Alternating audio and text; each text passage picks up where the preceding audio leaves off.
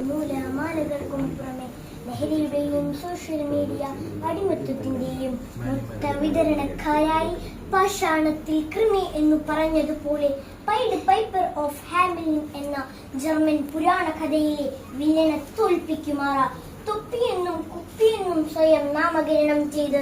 ആഭാസങ്ങളുടെയും വൾഗാരിറ്റിയുടെയും പരമകാഷ്ഠയിൽ social media വാർറൂമുകളിൽ തുണിയുഴിഞ്ഞാടി തെറിയഭിഷേകങ്ങളിലും നഗ്നത പ്രദർശനങ്ങളിലും ലഹരിയുടെ ഭീകരമായ മായ ലോകത്തേക്ക് ലൈവുകളായും